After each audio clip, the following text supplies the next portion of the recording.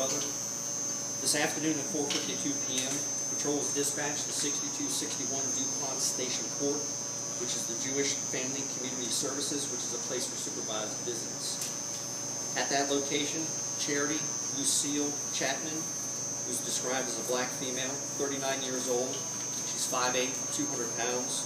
She was wearing a red baseball hat, a green jacket, and blue jeans. And she was there visiting, having a supervised visitation with Onnika Fisher, who is her biological daughter.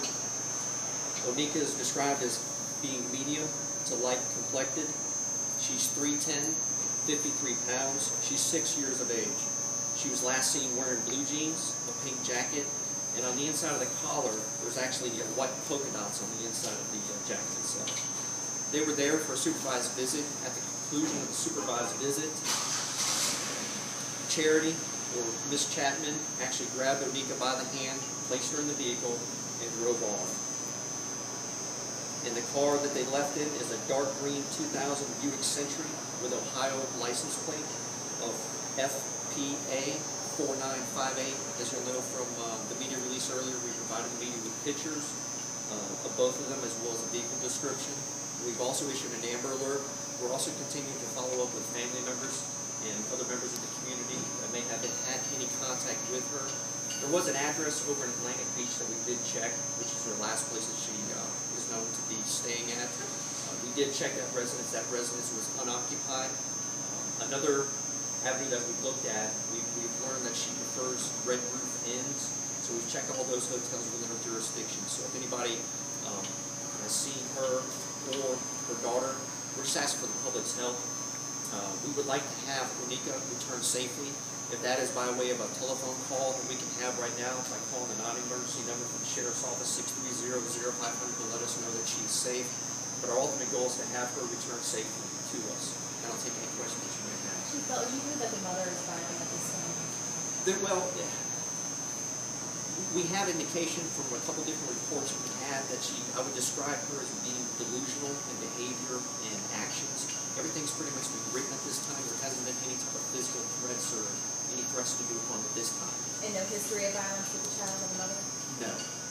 I know there was some court information. I haven't had the opportunity to review that information to see exactly what it says, but my understanding is there was a couple emails which pretty much, in my opinion, paint her as being delusional. Have you found out that she had any record criminal background? Locally, we checked our records that I could find.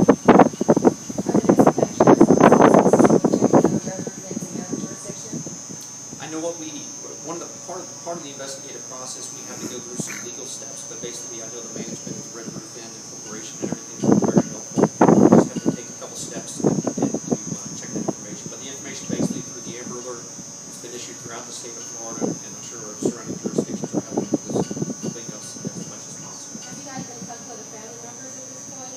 Her father, perhaps? What's the situation with him? Yes, we have spoken to the father of Onnika. I believe he lives somewhere down in the southern part of our state, and he's very cooperative. Any reason to believe the mother would take the child there?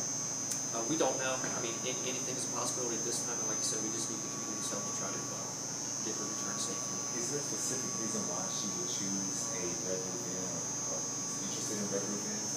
I don't have an explanation for that. That's just information that we received from some family members as far as that particular hotel, as far as the preference to stay at.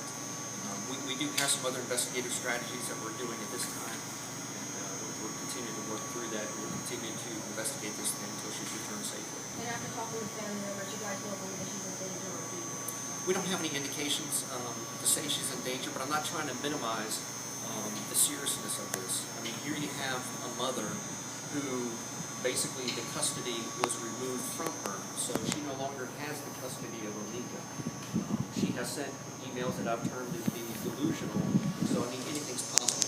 We haven't had any direct information to tell us that the mother has threatened to do any type of harm at all to Onnika, but you have a mother who custody has been removed from her. She sent delusional emails, so... delusional emails, so if you can just tell us a little bit about that. What did she send? What did she say with them? It had information, I guess, basically explaining how she was fearful of individuals following her and government entities following her. That's kind of the